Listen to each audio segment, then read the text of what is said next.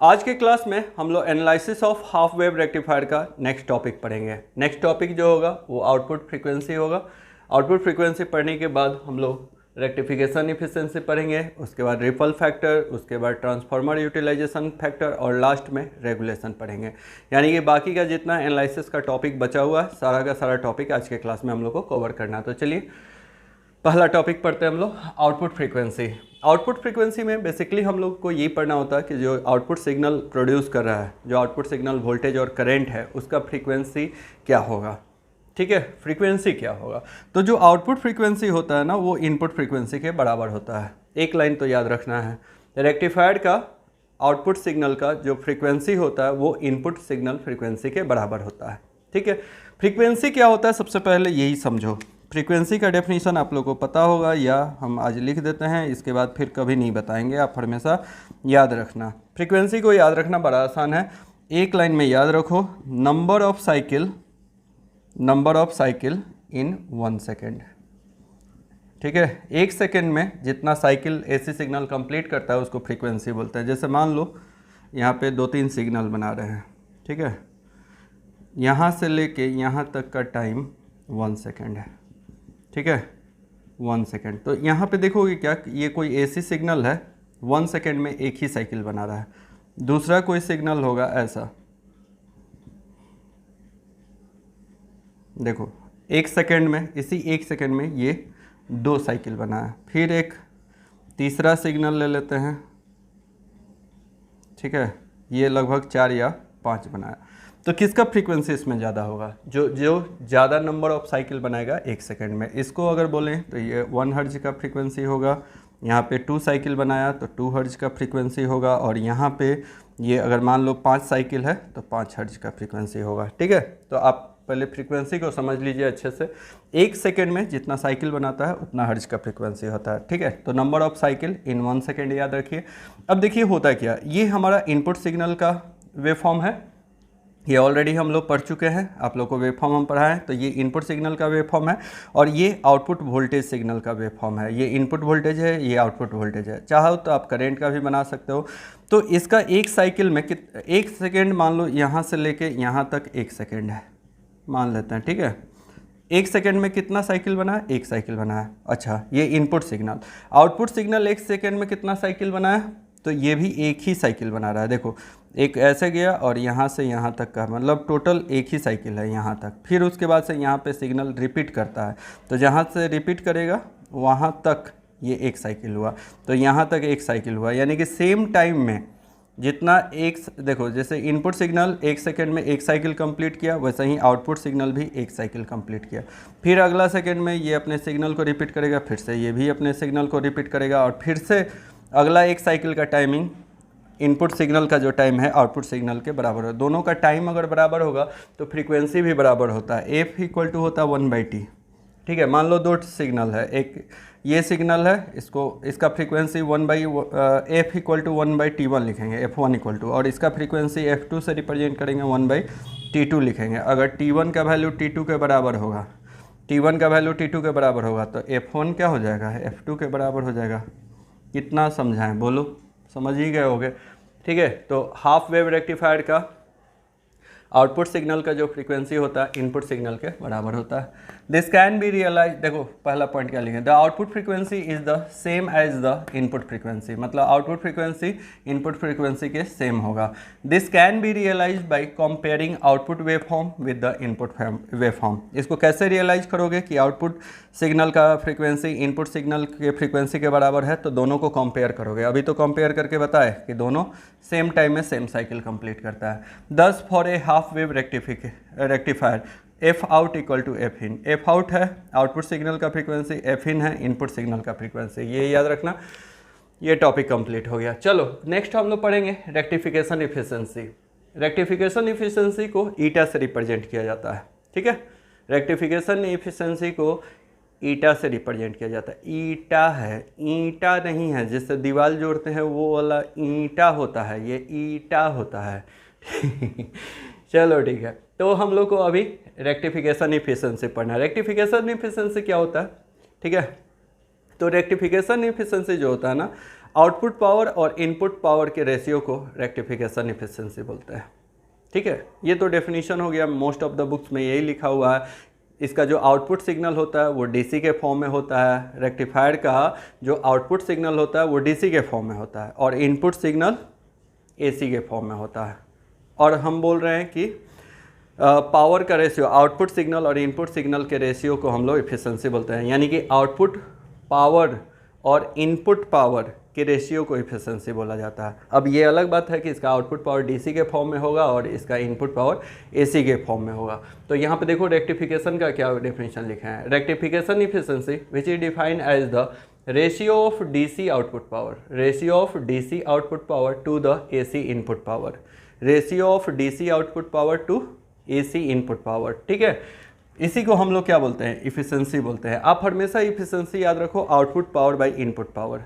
अब देख लेना होगा कि आउटपुट पावर किस फॉर्म में है और इनपुट पावर किस फॉर्म में है। तो रेक्टिफायर का आउटपुट पावर डीसी के फॉर्म में होता है और इनपुट पावर एसी के फॉर्म में। That is eta equal to क्या लिखा हुआ है, DC power delivered to the load divided by AC input power from the transformer. Obviously इसको इनपुट पावर ट्रांसफार्मर के द्वारा दिया जा रहा है। मान लो ट्रांसफार्मर नहीं रहेगा तो ट्रांसफार्मर नहीं लिखेंगे, सिर्फ एसी इनपुट पावर लिखेंगे। अब इसको फार्मूला के फॉर्म में क्या लिखेंगे, ईटा इक्वल टू इस डीसी पावर को पीडीसी लिखेंगे और डिवाइडेड बाय एसी पावर को पीएसी लिखेंगे। ठीक है, ठीक है। अब देखो थोड़ा सा एक चीज़ और मैं बताना चाह रहा हूँ, वो बहुत सारे बुक्स में रेक्टिफिकेशन इफिशिएंसी की जगह पे कन्वर्जन इफिशिएंसी भी लिखा हुआ रहता है। ठीक है, यहाँ पे हम दो बात समझाने वाले हैं, इसके नाम पे एक डिस्कस करने वाले हैं और इफिशिएंसी के बारे में बता रहे हैं। इफिशिएंसी का हिंदी मतलब होता है क्षमता। ठीक है, तो यहाँ पे रेक्टिफिकेशन इफिशिएंसी करने का मतलब क्या है, इस वैल्यू को निकालने का क्या मतलब है, ईटा का वैल्यू फाइंड आउट करके हम लोगों को क्या हासिल होता है चलो तो बताते हैं, थोड़ा सा समझोगे।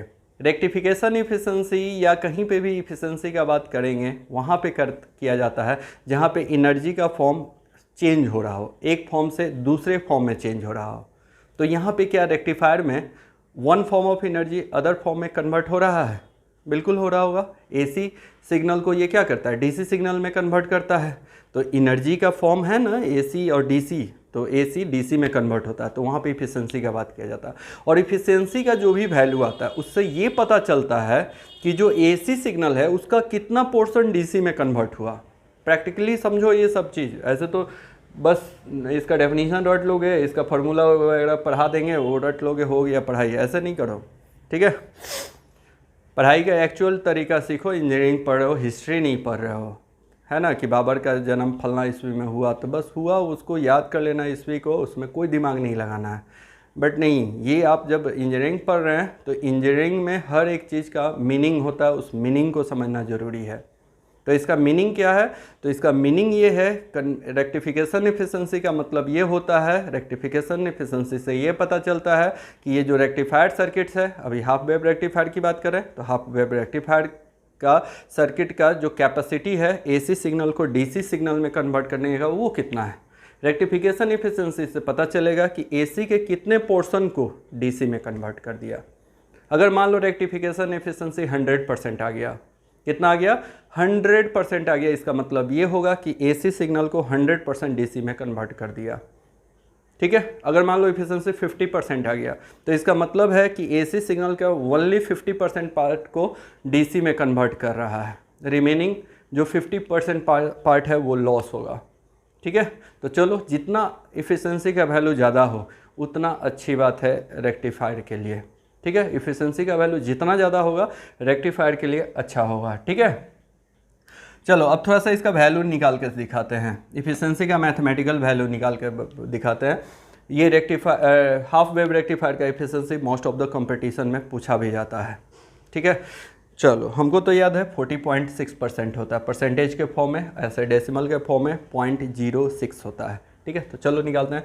अब यहाँ पे इफिशिएंसी को हमेशा याद रखो पीडीसी बाई पीएसी, ये आउटपुट पावर है, ये इनपुट पावर है। तो output power by input power को हम लोग इफिशिएंसी बोलते हैं, where PDC is the output DC power. ठीक है, एंड इट इज, और इसका वैल्यू कितना होगा, तो पीडीसी का वैल्यू जब आप लोग को आरएमएस वैल्यू और एवरेज वैल्यू पढ़ा रहे थे तब भी बताए थे कि एवरेज वैल्यू से हम लोग डीसी पावर निकालते हैं और आरएमएस वैल्यू से एसी पावर निकालते हैं। तो अभी हम लोग को पीडीसी निकालना है, यानी कि डीसी पावर निकालना है। और डीसी सिग्नल जो है लोड पे पास होता है। डीसी सिग्नल हम लोग किसके क्रॉस निकालते हैं? लोड पे डीसी सिग्नल रहता है। इनपुट में तो इसका एसी रहता है, आरएल के क्रॉस डीसी पावर होता है। ठीक है, तो हम लोग क्या लिखेंगे? फार्मूला पावर का जानते हो ना, P इक्वल टू क्या होता है? आई स्क्वायर आर होता है ना फार्मूला, तो इसी फॉर्म में निकालेंगे। तो यहाँ पे आई स्क्वायर लिखेंगे, बट ये आई डीसी के फॉर्म में होगा या एवरेज, डीसी या एवरेज तो सेम ही होता, तो I DC square into R L हो जाएगा। ये हमारा डीसी पावर का वैल्यू हो गया, I DC square into R L DC power का वैल्यू हो गया, आई स्क्वायर आर के फॉर्म में हो गया। अब एसी का वैल्यू, एसी पावर का वैल्यू निकालेंगे, where PAC is the input AC power, ठीक है, ऑफ रेक्टिफायर सर्किट। बहुत सारा बुक में लिखा हुआ रहेगा कि ट्रांसफार्मर के थ्रू जो सिग्नल एसी सिग्नल प्रोड्यूस किया जा रहा है उसको हम लोग एसी पावर बोलते हैं। बात बराबर है। तो PAC का वैल्यू कैसे निकालेंगे? इसको भी आई स्क्वायर आर के फॉर्म में लिखेंगे, आई स्क्वायर आर के फॉर्म में लिखेंगे, बट यहाँ पे आई का वैल्यू क्या लेंगे? क्या एवरेज वैल्यू लेंगे कि आरएमएस वैल्यू लेंगे? ऑब्वियसली इसको क्या लेंगे? आरएमएस वैल्यू लेंगे। तो आई आरएमएस स्क्वायर इनटू, अब जब एसी पावर निकालना होता है तो दो आपको रेसिस्टेंस लेना पड़ेगा। पहले ही आप लोगों को बता चुके हैं, एक आरएफ होगा एक आरएल होगा। तो RF plus RL total resistance circuit का लेना पड़ेगा, टोटल रेसिस्टेंस लेना पड़ेगा, जहाँ पे आरएफ जो है डायोड का फॉरवर्ड रेसिस्टेंस है और आरएल जो होता है लोड रेसिस्टेंस होता है। हम यहाँ पे लिख देते हैं वेयर, पहले भी मिल चुका है आरएफ हम लोग को, where RF is internal resistance of forward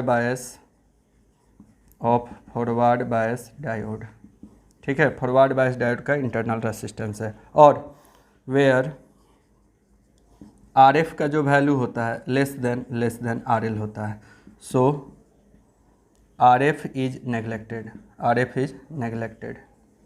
ठीक है, ऐसे भी थोड़ा सा प्रैक्टिकली समझ लो। तो डायोड जो होता है ना, फॉरवर्ड बायस के केस में डायोड का इंटरनल रेसिस्टेंस बहुत ही कम होता है, तभी तो वो 0.7 वोल्ट ड्रॉप करता है, तो बहुत ही कम होता है।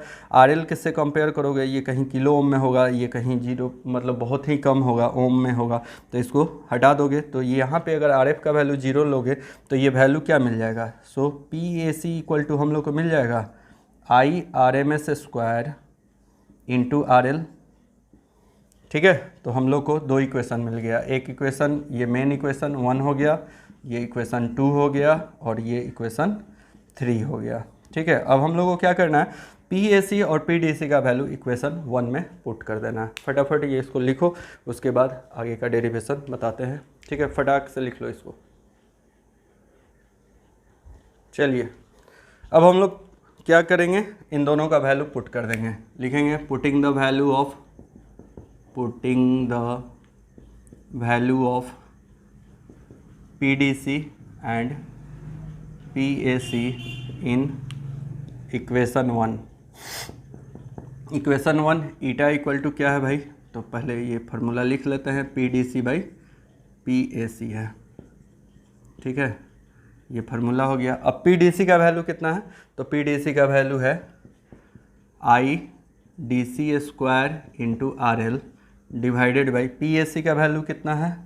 तो आई RMS का होल स्क्वायर इंटू RL। यहाँ से RL कैंसिल हो जाएगा। PDC का वैल्यू ऑलरेडी आप लोग को बता चुके हैं, कितना होता है? IM बाई पाई का होल स्क्वायर। PDC का वैल्यू पुट किए हैं, IM बाई पाई प्रूफ करवा चुके हैं। और IRMS का वैल्यू कितना होता है? बोलो, IM बाई 2 का होल स्क्वायर। ठीक है, तो इसको हम लोग लिख सकते हैं IM square by pi square divided by IM square by 4।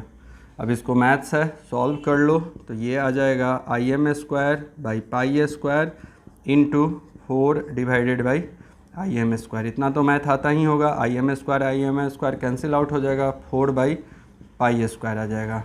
ठीक है, 4/π² करोगे तो ये वैल्यू आ जाता है 0.406। ठीक है, ये इतना वैल्यू आ गया ईटा का, 0.406 आ गया, और ये इफ़िशेंसी का वैल्यू आ गया। और इसको परसेंटेज में लिखेंगे तो क्या लिखेंगे, the percentage efficiency that is eta equal to, इसको क्या करोगे इफ़िशेंसी परसेंटेज में निकालने के लिए 100 से मल्टीप्लाई कर दोगे तो 40.6% आ जाएगा। VVI है, बहुत ही इम्पोर्टेंट है, दम याद रखना, 40.6% इसका इफ़िशेंसी आ गया, या फिर डेसिमल में 0.406 याद रखना। अब इसका इफ़िशेंसी 40.6% आया, इसका क्या मतलब है? इसका मतलब ये है कि ये इनपुट AC सिग्नल के सिर्फ 40.6 पोर्शन को या 40.6 पार्ट को ये DC में कन्वर्ट कर रहा है, रिमेनिंग जो पार्ट है वो लॉस में चला जाएगा। कितना परसेंट लॉस हो जाएगा?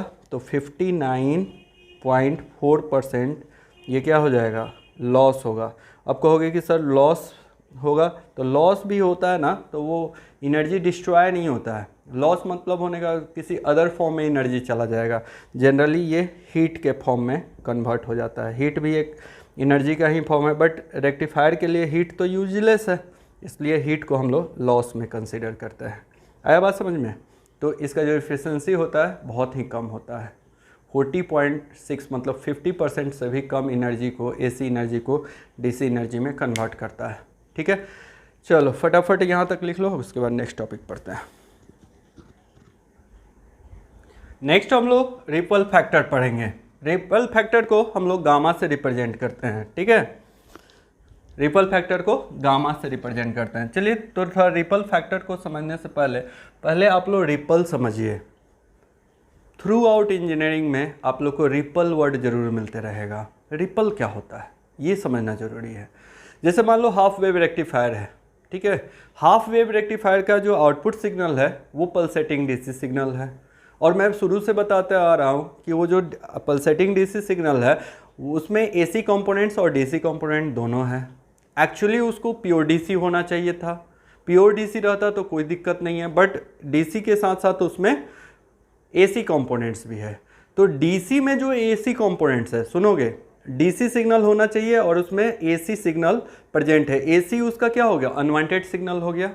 AC क्या हो गया, अनवांटेड सिग्नल हो गया। तो DC सिग्नल में जो AC कंपोनेंट्स होता है उसी AC कंपोनेंट्स को हम लोग रिपल बोलते हैं, उसी AC कंपोनेंट्स को रिपल बोलते हैं। ऐसा ही कभी मान लो कोई एम्पलीफायर हम लोग पढ़ रहे होते हैं और उसका आउटपुट सिग्नल, थोड़ा सा ध्यान से सुनना, कंफ्यूज मत होना, कोई एम्पलीफायर पढ़ रहे होते हैं उसका आउटपुट सिग्नल AC के फॉर्म में होना चाहिए, प्योर AC होना चाहिए। बट समटाइम्स उसमें क्या होता है, DC प्रेजेंट हो जाता है, यानी कि DC कंपोनेंट्स है। तो जो डिजायर्ड सिग्नल है वो AC है और अनवांटेड सिग्नल क्या हो गया, DC। तो उस केस में DC जो सिग्नल होगा ना उसको रिपल बोलेंगे। तो देखना ये होता है कि आपका आउटपुट सिग्नल क्या होना चाहिए और उसमें अनवांटेड सिग्नल क्या है। जो अनवांटेड सिग्नल होगा वही रिपल होगा। तो आई होप कि आपको समझ में आ गया होगा। तो हाफ वेव रेक्टिफायर में, हाफ वेव रेक्टिफायर के आउटपुट सिग्नल में जो AC कंपोनेंट्स होगा वही रिपल होगा। चलिए देखते हैं इसमें क्या हम लिखे हैं। The output voltage and output current have two components, DC components and AC component. कह रहा है कि जो आउटपुट वोल्टेज होगा और आउटपुट करंट होगा उसमें दो कंपोनेंट्स होगा, DC component and AC component. The AC component part of the output voltage and current is called as ripple. ठीक है, the output component part of the the AC component part of the output voltage, मतलब output voltage में जो AC components है या output current में जो AC components है उसी को हम लोग क्या बोलते हैं, रिपल बोलते हैं। याद रखना जिंदगी भर, ठीक है, रख लेना सोचना कि कोई पढ़ाया है, विकास सर पढ़ाए हैं क्या, तो विकास सर पढ़ा दिए मतलब दिमाग पे सिग्नेचर हो जाना चाहिए। अगर नहीं हो रहा है तो समझ लेना कि दिमाग में थोड़ा सा दिक्कत है, गोबर भरा हुआ है या फिर भूसा भरा हुआ है। थोड़ा सा तो लाज शर्म करो। चलो ठीक है, रिपल वर्ड याद रखना। चलो ये सब मजाक का बात था। अब रिपल का वैल्यू क्या होगा, अगर मैथमेटिकल वैल्यू निकाला जाए तो रिपल क्या होगा, जैसे भी रिपल निकाला जा रहा है वैसे ही आई रिपल भी हो सकता है, ठीक है। तो भी रिपल का वैल्यू ये एक अनवांटेड वैल्यू है, भी माइनस भी डी सी, मतलब जो actual output D C pulsating D C value आ रहा है, जो पल्सेटिंग डी सी वैल्यू है वो भी है, और उसमें से डी सी को घटा दोगे तो जो बचेगा वही क्या होगा, ए सी वैल्यू होगा, वही हमारा रिपल वैल्यू होगा, ठीक है। टोटल वैल्यू में से डीसी को घटा दोगे तो बचा हुआ वैल्यू भी रिपल हो जाएगा। और इस भी रिपल का जब आरएमएस वैल्यू निकालते हैं इसका भी डेरिवेशन कर सकते हैं, वैसे ही 1/2 पाई इंटीग्रेशन 0 से 2 पाई करके ऐसे इसको जब इंटीग्रेट करेंगे आरएमएस वैल्यू निकालेंगे, जैसे RMS current RMS voltage value निकालना सिखाए थे, तो ये वैल्यू इतना आ जाएगा। अब कहोगे कि आप कहाँ डेरिवेशन किए, अरे कितना डेरिवेशन करवाओगे यार, ठीक है, तुम खुद पक जाओगे जब पढ़ोगे तो कुछ चीज़ छोड़ भी देना चाहिए, जहाँ पे डेरिवेशन का जरूरत होगा हम बता देंगे। तो इसका ये जो वी रिपल है उसका आरएमएस वैल्यू कितना होता है, तो इसका आरएमएस वैल्यू होता है root under V R M S square minus V D C square, ठीक है। V R M S square बड़ा आसान है याद रखना, वी रिपल का वैल्यू याद रखना आसान है, root under V R M S square minus V D C square, इसका रिपल का वैल्यू हो गया। अब हम लोग आएंगे एक्चुअल टॉपिक पे, रिपल फैक्टर क्या होता है। तो रिपल फैक्टर क्या होता है भाई, देखो रिपल फैक्टर भी एक रेशियो होता है। जब भी फैक्टर वर्ड आ जाएगा तो मैं शुरू से बताते आ रहा हूँ कि फैक्टर का मतलब होगा कि गुणांक होगा, गुणांक मतलब उसमें कुछ डिवीजन होके आ रहा होगा।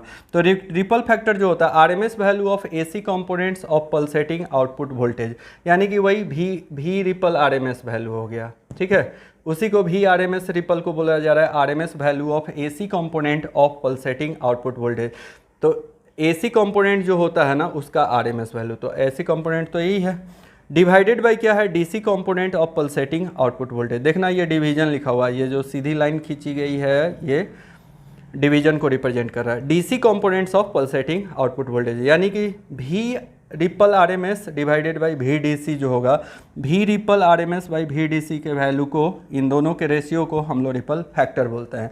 और भी रिपल आरएमएस का वैल्यू यहाँ से पुट कर दोगे तो भी रिपल आरएमएस का वैल्यू कितना है, रूट अंडर भी आरएमएस स्क्वायर माइनस भी डीसी स्क्वायर डिवाइडेड बाई भी डीसी तो रहेगा। अब इस इक्वेशन को सॉल्व करते हैं, देखोगे क्या करेंगे, इसको भी रूट के अंदर में ले जाएंगे। जब इसको भी डी सी को रूट के अंडर में ले जाओगे तो ये भी R M S square minus भी D C square divided by भी डी सी स्क्वायर होगा।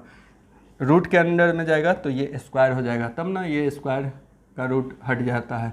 अब इसको दो पार्ट में इक्वेशन को तोड़ते हैं, इसको लिखेंगे V R M S square divided by भी डी सी स्क्वायर, लिख सकते हैं ना, माइनस भी D C square divided by भी डी सी स्क्वायर।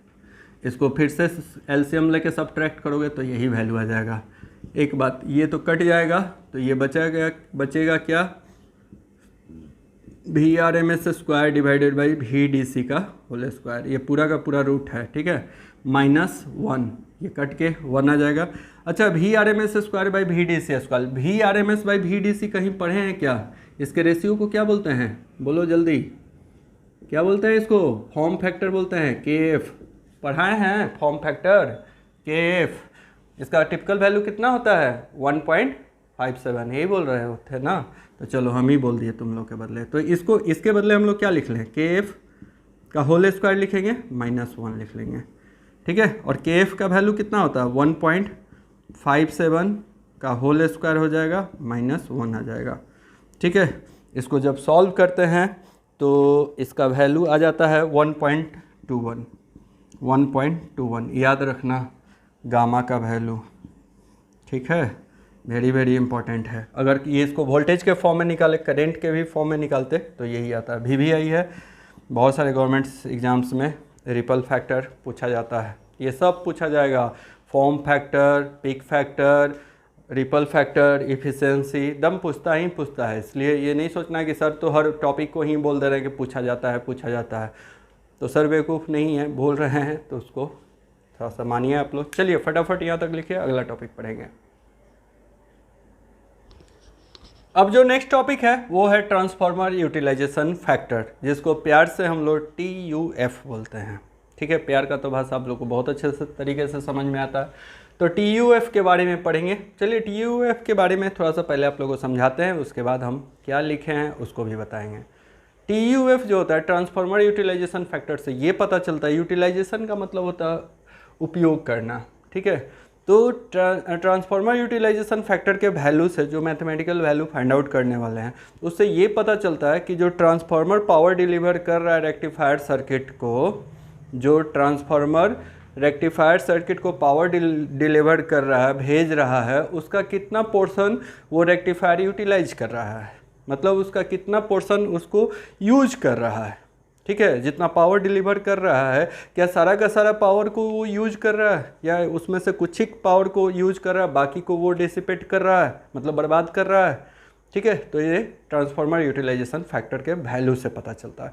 तो अभी वैल्यू फाइंड आउट करेंगे, उसके बाद फिर से वापस इस पॉइंट पे डिस्कशन करेंगे। तो एक लाइन याद रखो, ट्रांसफार्मर यूटिलाइजेशन फैक्टर से ये पता चलता है कि ट्रांसफार्मर के द्वारा जो पावर डिलीवर किया जा रहा है रेक्टिफायर्ड सर्किट को, उसका कितना पोर्शन यूटिलाइज हो रहा है, पावर का कितना पोर्शन यूटिलाइज हो रहा है, इसके वैल्यू से पता चलता है। देखो ट्रांसफार्मर यूटिलाइजेशन फैक्टर का हमने डेफिनेशन लिखा है। Transformer utilization factor is defined as the ratio of power delivered to the load, the ratio of power delivered to the load, और जो पावर डिलीवर होता है लोड पे वो डीसी के फॉर्म में होता है, and AC rating of transformer secondary, ठीक है। अब थोड़ा सा समझोगे, जैसे मान लो ये कोई ट्रांसफार्मर है और इसको जब हम लोग रेक्टिफायर में यूज करते हैं तो ये ट्रांसफार्मर यहाँ पे बना लिए, यहाँ पे एक डायोड भी रहता है, छोटा सा नन्हा सा मुन्ना सा प्यारा सा अपना डायोड, प्यारा डायोड, सबका प्यारा डायोड प्यारा। तो ये ऐसे आरएल कनेक्टेड है, ठीक है। अब कह रहा है क्या कि यहाँ पे जो पीडीसी होगा, ऑब्वियसली यहाँ पे जो पावर डिलीवर कर रहा है वो पावर हम लोग को कहाँ पे मिलेगा, लोड पे मिलेगा। जो ये जो ट्रांसफार्मर है ये पावर डिलीवर कर रहा है वो हम लोग लोड आरएल के क्रॉस ऑब्टेन करते हैं, तो इसको पीडीसी लिखेंगे। और डिलीवर कहाँ से होगा, तो ट्रांसफार्मर के सेकेंडरी वाइंडिंग से, क्योंकि सेकेंडरी वाइंडिंग ही रेक्टिफायर सर्किट से कनेक्टेड होता है। और ये जो सेकेंडरी वाइंडिंग होता है इसका रेटेड पावर कितना है। अब रेटेड पावर क्या होता है भाई, कभी ट्रांसफार्मर को आप लोग देखे हो, बड़ा से बड़ा छोटा से छोटा ट्रांसफार्मर को, तो जनरली जो हमारे रेक्टिफायर सर्किट्स में ट्रांसफार्मर लगा रहता है, छोटा वाला ट्रांसफार्मर रहता है, उसका एक रेटिंग होता है, देखोगे वो ऐसा लिखा हुआ रहता है 220/10 वोल्ट, ठीक है। अभी इस थोड़ा ये मतलब समझो, बहुत लोग ट्रांसफार्मर आप लोग में से नहीं पढ़े होंगे, उन लोगों को मैं बताना चाह रहा हूँ। बड़ा वाला ट्रांसफार्मर पे देखोगे एक स्टील का प्लेट चिपका हुआ रहता है और उस पर ये सारा वैल्यू लिखा हुआ रहता है, उसको रेटिंग बोलते हैं हम लोग, ठीक है। तो जब ट्रांसफार्मर आप खरीदने जाते हो ना तो अलग अलग रेटिंग का मिलता है, मतलब अलग अलग वोल्टेज वैल्यू का मिलता है। ये 220/10 का मतलब है कि ये इसका इनपुट वोल्टेज है और ये इसका आउटपुट वोल्टेज है, ठीक है, आउटपुट वोल्टेज है, आउटपुट वोल्टेज है, ठीक है। वैसे ही पावर का भी रेटिंग होता है, पावर का भी रेटिंग देखोगे ऐसे लिखा हुआ रहता है, जैसे मान लो लिखा हुआ रहेगा 11/5, इसको लिखा रहेगा KVA, किलो वाट में रहता है KVA, ठीक है, वाट के फॉर्म में नहीं रहता है, उनमें VA के फॉर्म में KVA रहेगा, VA रहेगा। तो मान लो VA है, तो इसका क्या मतलब है, इसका मतलब है कि इनपुट पावर इसका 11 है और आउटपुट पावर 5 है, और ये आउटपुट पावर 5 जो है ये सेकेंडरी वाइंडिंग के क्रॉस होता है, और ये जो इनपुट पावर है ये प्राइमरी वाइंडिंग का होता है। तो अभी आप लोग को जो पढ़ना है यूटिलाइजेशन फैक्टर, इसमें जो डिलीवर किया जा रहा है लोड पे पावर, वो उसका रेशियो, और सेकेंडरी वाइंडिंग के द्वारा जो पावर रेटेड पावर जो है, सेकेंडरी वाइंडिंग का जो रेटेड पावर है वो ऑब्वियसली PAC मतलब AC के फॉर्म में होगा, क्योंकि ट्रांसफार्मर का जो भी इनपुट आउटपुट पावर होता है, वोल्टेज होता है, करंट होता है, सब AC के फॉर्म में होता है, क्योंकि ट्रांसफार्मर एक प्योर AC डिवाइस है, ठीक है। तो इसका पावर जो होता है सेकेंडरी वाइंडिंग का AC के फॉर्म में होता है। तो इसका वैल्यू और इसका दोनों को के रेशियो को हम लोग ट्रांसफार्मर यूटिलाइजेशन फैक्टर बोल रहे हैं। इससे ये पता चलता है कि सेकेंडरी वाइंडिंग से जितना पावर डिलीवर किया गया उसका कितना पोर्शन यूटिलाइज किया गया, ठीक है। तो PDC मतलब delivered power on the load हो गया, और PAC सेकेंडरी वाइंडिंग का ये वैल्यू हो गया। अब PDC का वैल्यू हम लोग जानते हैं ऑलरेडी, ठीक है। इफिशिएंसी में PDC का वैल्यू हम बताए थे कि इसको निकालते हैं IDC² × RL से निकालते हैं। ऐसे भी ये DC पावर RL पे मिल रहा है तो ऐसे निकालेंगे। और PAC रेटेड क्या होगा, मतलब ये ट्रांसफार्मर का AC पावर निकालना है आपको, तो ये वैल्यू होता है VRMS × IRMS। अब बहुत लोग को नहीं पचेगा कि सर पावर यहाँ पे जब लिखे तो आई स्क्वायर, पावर का दो फार्मूला होता है, एक आई स्क्वायर आर के फॉर्म में पावर का वैल्यू होता है और दूसरा होता है भी इंटू आई के फॉर्म में। थोड़ा सा समझोगे जो अभी हम समझाने जा रहे हैं, कब पावर का वैल्यू ये लिया जाता है, कब पावर का वैल्यू ये लिया जाता है। दोनों अलग अलग पावर का वैल्यू है, जहाँ जिसका ज़रूरत होता है, ज़रूरत नहीं, इसका एक रूल है, उस रूल के अनुसार अप्लाई किया जाता है। देखो जब भी पावर किसी लोड के क्रॉस निकालना होता है, रेसिस्टेंस के या लोड के क्रॉस निकालना रहता है, तो ऑब्वियसली ये वाला फार्मूला यूज करते हैं, इस फार्मूला को यूज नहीं करते हैं। लेकिन कोई ऐसे ही कंपोनेंट्स का मान लो पावर निकालना है जहाँ पे लोड है ही नहीं, तो उस केस में वोल्टेज और करंट से पावर निकालते हैं। जैसे ये सेकेंडरी वाइंडिंग है, तो इसमें लोड तो है नहीं, इसमें वोल्टेज का वैल्यू पता रहता है, यहाँ पे जो सेकेंडरी वाइंडिंग का वोल्टेज होगा वो पता है और इसका करंट का वैल्यू पता है। कोई रेसिस्टेंस तो है नहीं, कोई लोड है नहीं, तो यहाँ का जो पावर है VRMS इंटू IRMS निकालेंगे। और यहाँ पे जो VRMS का वैल्यू होगा, थोड़ा सा इस पर भी बहस कर लेते हैं। यहाँ पे जो VRMS का वैल्यू होगा ये होगा VM/√2, VM/√2। जबकि RMS वैल्यू निकालना सिखाए हैं अभी हाफ वेव रेक्टिफायर का, हम लोग वोल्टेज का और करंट का जब RMS वैल्यू निकाले थे तो VRMS आप लोग को प्रूफ करा चुके हैं VM/2 और IRMS प्रूफ करवा चुके हैं IM/2। तो कहोगे कि सर तो फिर यहाँ पे आपने √2 क्यों लिया? अरे भैया देखो ये पल्सेटिंग DC सिग्नल है और इसका जो आउटपुट यहाँ पे सेकेंडरी से जो ये सिग्नल प्रोड्यूस करता है ये AC सिग्नल होता है, प्योर AC सिग्नल होता है। और इस प्योर AC सिग्नल का जब RMS वैल्यू निकालोगे, इसके वोल्टेज का जब RMS वैल्यू निकालोगे तो VRMS इसका आता है VM/√2। थोड़ा सा वेट कर लो, फुल वेव रेक्टिफायर में ये वैल्यू हम प्रूफ करवाने वाले हैं। या आप लोग में से और भी जो स्टूडेंट है आप लोग को ये वैल्यू पता होगा कि AC सिग्नल का RMS वैल्यू VM/√2 होता है, प्योर AC सिग्नल का। तो इसका जो आउटपुट वोल्टेज होता है ना, या इसका जो सेकेंडरी वाइंडिंग का वोल्टेज होता है ये AC के फॉर्म में होता है, इसलिए इसको VM/√2 लिखेंगे। और ऐसे भी अगर नहीं भी अगर आपको पता है, किसी और सब्जेक्ट में हो सकता है कि मिला होगा, नहीं भी मिला होगा तो कोई बात नहीं, फुल वेव रेक्टिफायर में ये फार्मूला प्रूफ करवाएंगे। और यहाँ पे IRMS का जो वैल्यू लिखेंगे ये IM/2 लिखेंगे। अब कहोगे कि ये तो सर और कन्फ्यूज कर दिए आप। अरे कोई कन्फ्यूज होने का ज़रूरत नहीं है। देखो यहाँ पे ये जो वोल्टेज होता है ना AC के फॉर्म में होता है, लेकिन ये जो करंट डिलीवर करता है ये करंट पल्सेटिंग DC होता है। अब कहोगे काहे सर ऐसे?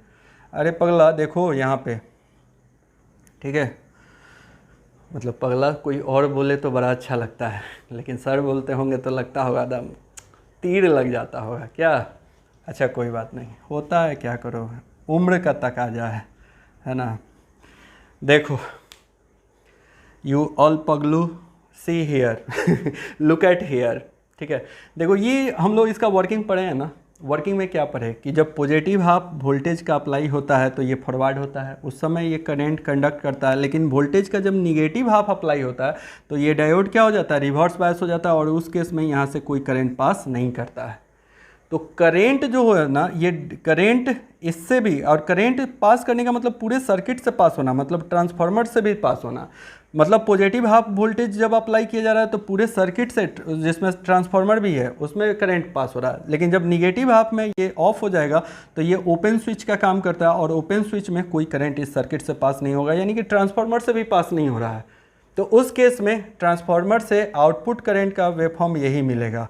और ऐसा जब वेवफॉर्म मिलता है और इसका जब IRMS वैल्यू निकालोगे तो क्या आएगा भैया, IM/2, ठीक है। तो समझ गए होगे, वोल्टेज AC के फॉर्म में है लेकिन ट्रांसफार्मर का सेकेंडरी वाइंडिंग का जो करंट है वो पल्सेटिंग के फॉर्म में है, इसलिए IM/2 लिखेंगे। अच्छा IDC का भी वैल्यू यहाँ से पुट कर लेते हैं। IDC का वैल्यू कितना प्रूफ करवाए हैं, IM/पाई, और चूँकि होल स्क्वायर है तो कर लेंगे होल स्क्वायर इंटू RL, ठीक है, ठीक है। चलिए अब हम लोग को क्या करना है, अब हम लोग PDC और PAC रेटेड का वैल्यू यहाँ पे पुट कर देंगे TUF में। तो चलिए वो सब लिखना उखना, पुटिंग द वैल्यू ऑफ फलना फलना फलना इन ढेकना, वो सब नहीं लिखाएंगे, हम डायरेक्ट TUF लिखते हैं, PDC divided by PAC rated. फलना ढेकना मन करे तो आप लोग कर लेना। PDC का वैल्यू कितना है भाई, तो PDC ये निकाल लिया हम लोग, दिस इज द IM/पाई का whole square into RL divided by PAC। PAC is the VM divided by 2 into IM by 2. Now we will solve this equation. So this equation will be IM square by pi square और IM square into RL कर लेते हैं। Square करोगे तो IM square हो जाएगा by pi square और into RL divided by, थोड़ा सजा के लिखते हैं, सुंदर सुंदर लिखते हैं, VM इंटू IM करेंगे, VM into IM divided by 2 into √2, तो 2√2 हो जाएगा। अब इसको और सॉल्व करो, चाहें तो हम शॉर्टकट में बड़ा जल्दी लिखते हैं, लेकिन कुछ हम लोग के साथ पगलू लोग भी होंगे जिनको ये सब मैथ भी नहीं समझ में आता, उन लोगों के लिए इतना हम मेहनत करते हैं। ये वैल्यू और इसको क्या करते हैं, सॉल्व करोगे तो पलट देंगे, तो 2√2 divided by VM into IM। अब अपना तो एक ही नारा है, सबका साथ सबका विकास। चलो देखो, IM से IM स्क्वायर कट जाएगा, ठीक है, और बाकी तो कोई वैल्यू कट नहीं रहा है, तो इसको हम लोग लिख लेंगे 2√2, ठीक है, divided by pi square, 2√2 divided by pi square, और इधर बचा क्या, IM into RL divided by VM बचा, ठीक है। ये मैक्सिमम वोल्टेज है, और मैक्सिमम वोल्टेज का वैल्यू हम लोग लिख सकते हैं क्या, VM equal to where VM equal to maximum voltage equal to maximum current into RL निकाल सकते हैं, बिल्कुल लिख सकते हैं, ठीक है। तो ये वाला VM के जगह पे ये वैल्यू पुट कर देंगे, तो ये आ जाएगा 2√2 divided by pi square into IM into RL divided by VM के जगह पे IM इंटू RL, ये पूरा का पूरा टर्म कैंसिल हो जाएगा, तो बचा क्या, 2√2 डिवाइडेड बाई पाई स्क्वायर, तो ये हो जाता है 0.286। याद रखना, ठीक है, यू ऑल पगलू, you have to remember this value, it's your work. How you have to remember हम नहीं जानते हैं, हमको तो याद रहता है 286, 286 याद रखना, ठीक है। तो 286 इसका TUF का वैल्यू आ गया, यानी कि ट्रांसफार्मर यूटिलाइजेशन फैक्टर का वैल्यू आ रहा है। मतलब इतना ही पोर्शन ट्रांसफार्मर का जो पावर, टोटल पावर है उसका इतना ही पोर्शन यूटिलाइज हो रहा है, यानी कि ये बहुत वर्स्ट रेक्टिफायर है, जितना पावर ट्रांसफार्मर दे रहा है उसको यूटिलाइज नहीं कर रहा है, ठीक है। तो TUF का वैल्यू ये याद रखना बहुत ही इम्पोर्टेंट है। चलो इसको डेरिवेशन कर लो, डेरिवेशन नहीं भी याद रखोगे तो चलेगा, बट याद रखना, ठीक है।